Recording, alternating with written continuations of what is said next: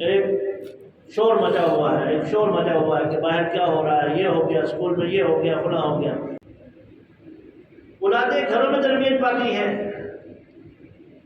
والدین کے ساتھ رہ کر، بڑوں کے ساتھ رہ کر یہ سکھایا جاتا ہے بڑا بیٹھا ہو تو اس کے ساتھ سرہانے کی جانب نہیں بیٹھنا، یہ رواج نہیں ہے، یہ ادب ہے۔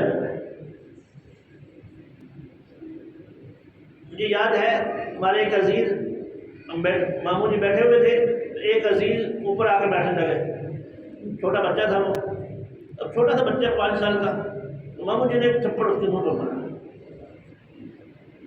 میں نے کہا ماموں جی یہ کیا کیا؟ اب اور بات چھوٹا بچہ تھا، وہ 10 سال کے بعد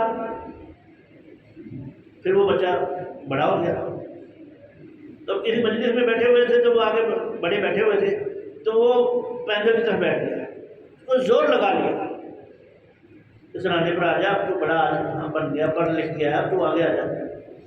تو ماموں نے کہا وہ 10 سال جو سر پہلے پوچھا تھا نا تم نے 10 سال پہلے، وہ تھپڑ آج کام آ رہا ہے، وہ آج کام آ رہا ہے۔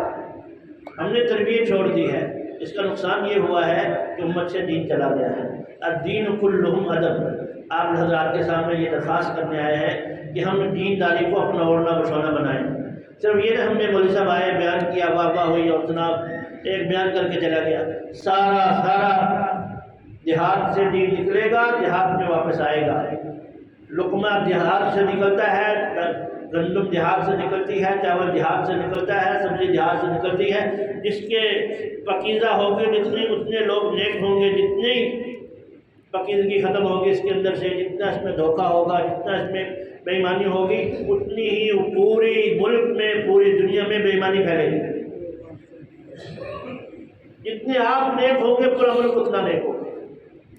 یہ مت سمجھیں کہ جی میں نے تو تھوڑا سا کیا ہے، آپ کا تھوڑا باہر والوں کے لیے زیادہ ہو جائے گا، آپ کا تھوڑا باہر والوں کے لیے زیادہ ہو جائے گا۔ آرتی 5-7 آرتی میرے پاس آئے ہوئے تھے، تو میں نے کہا آپ کیا سمجھتے ہیں کہ آپ کے تھوڑے سے نقصان ہوگا؟ میں جو رشوتیں چلتی ہیں، یہ بڑے بڑے افسر چلتے ہیں جو وہاں پر جا کے پیسہ لگتا ہے، یہ آپ کی وجہ سے ہوتا ہے، ہماری وجہ سے نہیں ہوتا۔ کہا جیسا لقمہ دو گے ویسا ہی آپ امت بنے گی۔ اس لیے آپ حضرات سے درخواست ہے، میں جہاں جاتا ہوں میں کوئی بیان نہیں کرتا، میں درد دل عرض کرتا ہوں دیہات میں خاص طور پر کہ اللہ کے لیے پوری امت پر رحم کریں۔ پوری امت آپ وہ لوگ ہو جو تہجد آسانی سے پڑھ سکتے ہو۔ پانی لگانا کتنے بجے؟ 4 بجے، 3:30 بجے۔ گندم کٹ رہی ہے، فصل کٹ رہی ہے، ساری رات جاتے، تو پورے ملک سے غربت ختم ہو گئی اور نکالیں گے انشاءاللہ، نمازوں کا اہتمام کریں گے انشاءاللہ، اولاد کی تربیت کریں گے انشاءاللہ۔ تو میں نے کیا کہا ہے، دین اگر پورے ملک کے اندر ایمانداری لانی ہے تو کہاں سے آئے گی؟ کسان سے آئے گی، دیہات سے آئے گی، اور پھر ملک میں بے دینی آئے گی تو کہاں سے آئے گی؟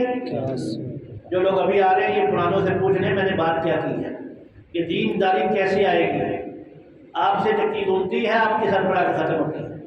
اللہ پاک عمل کی توفیق عطا فرمائے، سمجھیں۔